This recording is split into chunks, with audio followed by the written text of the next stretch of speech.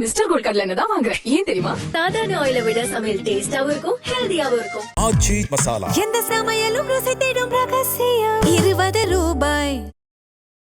திருமந்திரத்துல திருமூலர் மனதை கட்டுப்படுத்துவதற்காக சொன்ன விஷயங்கள் அப்படின்னா அது என்னென்ன விஷயம்? மூச்சகவனி அப்படின்னு சொல்றார். ரொம்ப எளிமை மூச்சகவனி. தன்னை அறிய தனக்கொரு கேடில்லை, தன்னை அறியாமல் தானே கெடுகின்றான், தன்னை அறியும் அறிவை அறிந்தபின் தன்னையே அர்ச்சித்து தான் இருந்தானே அப்படின்னு சொல்றாரு. நீங்க யாருன்னே உங்களுக்கு தெரியாது, ஆனா மனத்தை ஒழுங்குபடுத்த முடியாது. மனம் அவ்வளவு எளிதானதில்ல. மனம் ஒரு ஜல்லிக்கட்டு மாடு, அதனால அது உங்க கட்டுக்குள்ள அடங்காது. மனம் என்னும் மாடடங்கில் தாண்டவக்கோனே முக்தி வாய்த்ததென்று எண்ணேடா தாண்டவக்கோனேன்னு இந்த தெருவோரத்தில் இருக்கிற பிள்ளையார பார்த்துட்டு அப்படின்ட்டு எல்லாம் போறான். இது பறக்கிற முத்தம்லாம் விடுன்னு அவர் கேட்டாரா?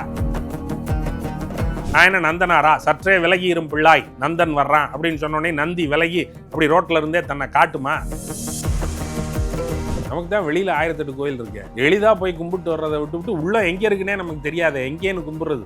எனக்கு கருவறைங்கிறது என்னுடைய உள்ளம் தான். அந்த கருவறையை சுற்றி இருக்கிற டெம்பிள் பிரிசிங்ஸ் கோயிலினுடைய பிரகார அமைப்பு என்னுடைய உடல். இதுக்கு ஒரு கோபுரம் வேண்டாமா?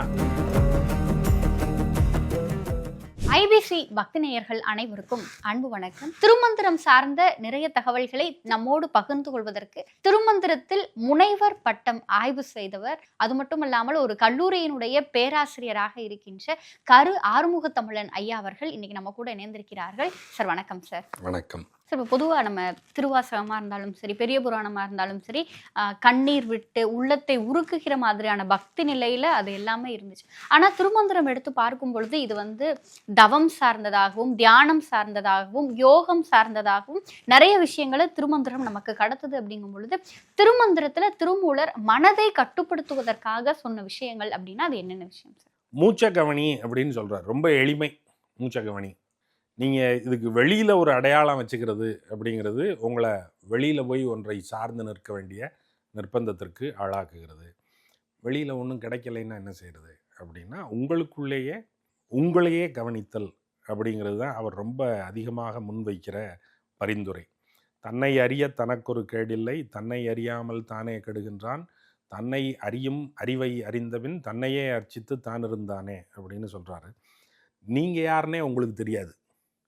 நான் உலகத்தில் இருக்கிற எல்லாத்தையும் அறிய போகிறேன் அப்படின்னு இருக்கிறத பூரா அறியறதுக்கு போறிய. ஆனால் நீங்கள் யாருன்னு முதல்ல அறிஞ்சு பார்த்துருக்கீங்களா? அந்த மண்ணை தோண்டி தண்ணீர் தேடும் அன்பு தங்கச்சி, என்னை தோண்டி ஞானம் கண்டேன், இதுதான் என் கட்சி அப்படின்னு அந்த தெய்வம் தந்த வீடு வீதி இருக்குங்கிற பாட்டில் கண்ணதாசனால் எழுதப்பட்ட அந்த வரி இந்த தாக்கத்தை பெற்று எழுதப்பட்டது. தனக்குள்ளேயே போய் தன்னையே தேடுதல் அப்படிங்கிறது. மனம் அலைவாகிற போது மனத்தை கவனித்தல் தான் அதற்கான விடை. மனமது செம்மையானால் மந்திரம் ஜபிக்க வேண்டாம், மனமது செம்மையானால் வாசியை உயர்த்த வேண்டாம் அப்படின்லாம். மனத்தை ஒழுங்கு பண்ண முடிஞ்சிருச்சுன்னா நீங்கள் மற்றது எதுவும் செய்ய வேண்டாம். ஆனால் மனத்தை ஒழுங்குபடுத்த முடியாது. மனம் அவ்வளவு எளிதானதில்ல. மனம் ஒரு ஜல்லிக்கட்டு மாடு, அதனால் அது உங்கள் கட்டுக்குள்ளே அடங்காது. மனம் என்னும் மாடடங்கில் தாண்டவக்கோனே முக்தி வாய்த்ததென்று எண்ணேடா தாண்டவக்கோனேன்னு இடைக்காட்டு சித்தர் பாடுறார். இப்போ மனம்ங்கிற மாட்டை அடக்கணும்னா மனம் செம்மையானா மற்றதெல்லாம் செய்ய வேண்டாம். ஆனால் மனம் செம்மையாவது என்பது எளிதானதில்லை. ஒரு ஜென் கதையில் குருவே என்னுடைய மனத்தை அடக்கி தாருங்கள் அப்படின்னு ஒருத்தன் சீடம் போய் கேட்குறான். குரு சொல்கிறாரு, உன் மனத்தை வெளியில் கொண்டு வா, நான் அதை அடக்கி தர்றேங்கிறாரு. நீ மனத்தை எங்கேருந்து கொண்டு வர? உனக்கு மனம்னா என்னன்னே தெரியாது, மனம் எங்கே இருக்குன்னு தெரியாது, மனம் என்ன தன்மையினால் ஆனதுன்னு தெரியாது. அப்புறம் எப்படி நீ மனத்தை கொண்டாடுவேன்? நீ மனத்தை கொண்டாடலைன்னா அவர் அடக்கி தர மாட்டார். அப்போ இந்த சிக்கல் இருக்குது. அப்போ அவர் சொல்கிறாரு, மனத்தை பிடிப்பதற்கு ஆன மூக்கணாங்கயர் என்பது உங்களுடைய மூக்கில் இருக்கிறது, உங்களுடைய மூச்சை கவனியுங்கள் அப்படின்றார். வாசியை கவனித்தால் வாசியை பிடிச்சா அந்த மாட்டை அடைக்கலாம். மாட்டுக்கு மூக்கணாங்கயிறு போட்டு மாட்டை இழுக்கிறது மாதிரி மனம்ங்கிற மாட்டை அதனுடைய மூக்கணாங்கயிறை பிடிச்சி இழுத்தரலாம். அதனுடைய மூக்கணாங்கயிறுங்கிறது நமக்கு போடப்பட்ட மூக்கணாங்கயிறு தான், அது மூச்சு. அதனால் மூச்சை ஒழுங்கு செய்வதன் மூலம் மனத்தை ஒழுங்குபடுத்த முடியும் அப்படின்னு சொல்கிறார். பொதுவில் சித்தர்கள் சொல்கிறது, திருமூலரும் சொல்கிறார். சரி, இப்போ பொதுவாக திருமந்திரத்தில் உள்ளம் ஒரு கோயில் அப்படிங்கிற அந்த ஒரு விஷயத்த நிறைய இடங்களில் திருமூலர் குறிப்பிட்டிருக்கிறார். உள்ளத்தை கோயில் அப்படிங்கிற அந்த நிலைக்கு உயர்த்துவதனுடைய காரணம் என்ன? உள்ளம்பெருங்கோயில் ஊனுடம்பு ஆலயம், வள்ளல் பிரானாருக்கு வாய்கோபுர வாசல், தெள்ளத் தெளிந்தாருக்கு சீவன் சிவலிங்கம், கள்ளப்புலனைந்தும் காளாமணி விளக்கே அப்படின்னு ஒரு பாட்டில் சொல்கிறாரு. இது உள்ளத்தை ஏன் கோயில் ஆகணும்? நமக்கு தான் வெளியில் 1008 கோயில் இருக்கே. எளிதாக போய் கும்பிட்டு வர்றதை விட்டு உள்ள எங்கே இருக்குன்னே நமக்கு தெரியாது. எங்கேன்னு கும்பிட்றது? அப்புறம் நமக்கு இப்படி கும்பிடணும், கண்ணை மூடிக்கணும், நெத்தியில் இப்படி விரலை வச்சுக்கணும், இப்படியெல்லாம் கும்பிட்டா தான் நமக்கு அந்த கும்பிடுல மனம் ஒருநிலைப்படுறது மாதிரி நமக்கு தோணுமே தவிர இப்ப இருக்க காலகட்டத்துல இப்படி கும்பிட்டாதான் கடவுள் எல்லா வார்த்தையும் நம்ம கையிலேயே கொடுப்பாருங்க அந்த ஒரு எண்ணமும் வந்து. ஆமா, அதெல்லாம் சொல்றாங்க. அதுக்கப்புறம் வந்து இந்த தெருவோரத்தில் இருக்கிற பிள்ளையாரை பார்த்துட்டு அப்படின்ட்டு எல்லாம் போறான். இது பறக்கிற முத்தம்லாம் விடுன்னு அவர் கேட்டாரா? அவ்வளோ அவசரமா இவன் போறானா? அவ்வளோ அவசரமா போனா போ. இப்போ என்ன சாமி கும்பிடலைன்னு அது என்ன உன்னைய சட்டையை பிடிச்சா இழுத்துச்சு? சௌரியப்படலைன்னா நீ பாட்டுக்கு போப்பா, நாளைக்கு வந்து கும்பிடு, சாவாசமாக கும்பிடு, இல்லை ஞாயிற்றுக்கிழமை கும்பிடு. இப்போவே இந்த பறக்கிற முத்தத்தை அதுக்கு விட்டு என்ன ஆக போகுது? இது இப்படியெல்லாம் நம்ம ஆளுக பழகியிருக்காங்க. அப்படி ஒரு தேவை இவனுக்கு இருக்கு, அது குற்றம்னு நான் சொல்லலை. அப்போ அவன் எளிதாக வெளியில் இருக்கிறத தான் கும்பிடுவான். ஒருவேளை கும்பிட முடியலைனாலும் ஒரு பறக்கிற முத்தத்தை விட்டுட்டு கும்பிட்டதா ஒரு கணக்கு பண்ணிட்டு அவன் பாட்டுக்கு போயிடுவான்.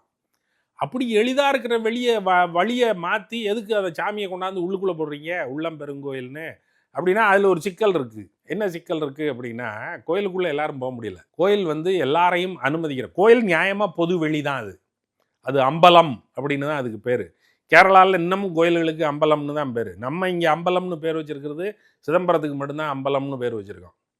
எது நடனமாடுகின்ற மன்றமோ, இறையனார் நடனமாடுகிற மன்றம் எதுவோ அதைத்தான் அம்பலம்னு சொல்கிறோம். வெள்ளி அம்பலம், பொன்னம்பலம், ரத்தின அம்பலம் அப்படின்னெல்லாம், சிற்றம்பலம் அப்படின்னெல்லாம் வச்சுருக்கோம்.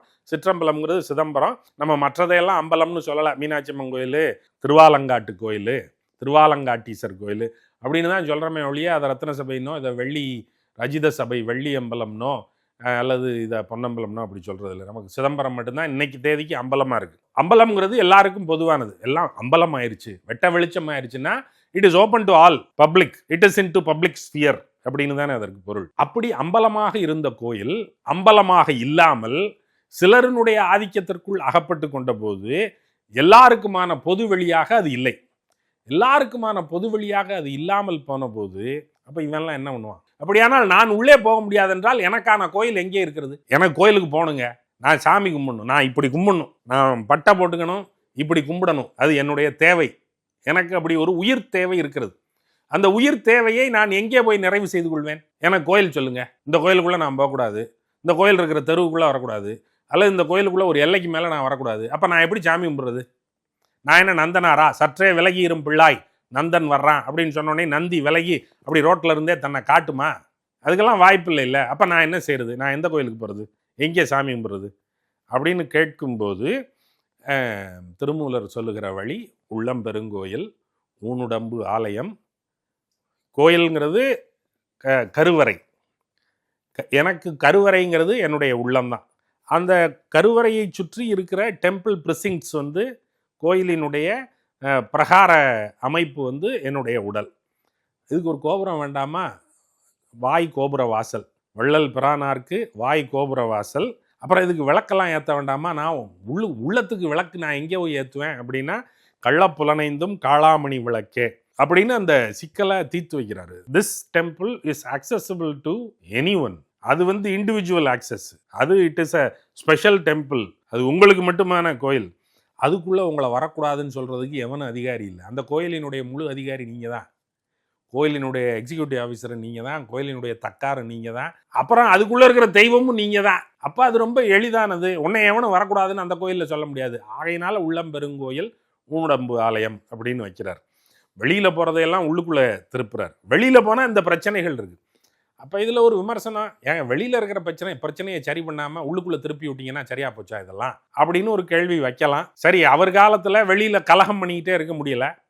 ஏன்னா அதிகாரங்கள் எல்லாம் அது ஒருமுனைப்பட்ட அதிகாரங்கள். திருமூலர் காலத்திலேயே இந்த அதிகாரம்லாம் அதெல்லாம் இருந்துச்சு. என்றைக்கு பெருங்கோயில்கள் வந்ததோ அந்த பெருங்கோயில்களோடு சேர்ந்து அதற்கான விதிமுறைகளும் வந்து விட்டன. சைவத்திலையும் பூசலார் நாயனார் அப்படி மனசுக்குள்ள கோயில் கட்டினாரு அப்படிங்கிற செய்திகள் எல்லாம் அங்கேயும் சொல்லப்படுது. இந்த பிரச்சனை இருந்திருக்கு. இந்த பிரச்சனையை அவர்களுக்கு உட்பட்ட எல்லைக்குள்ள அவர்கள் அணுகி இருக்கிறார்கள்.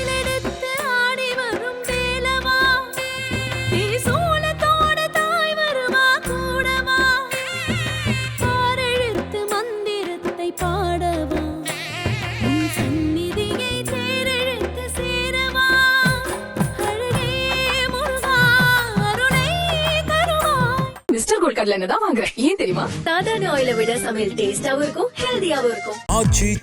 எந்த சமையலும் ருசி தேடும் ரகசியம் 20 ரூபாய்.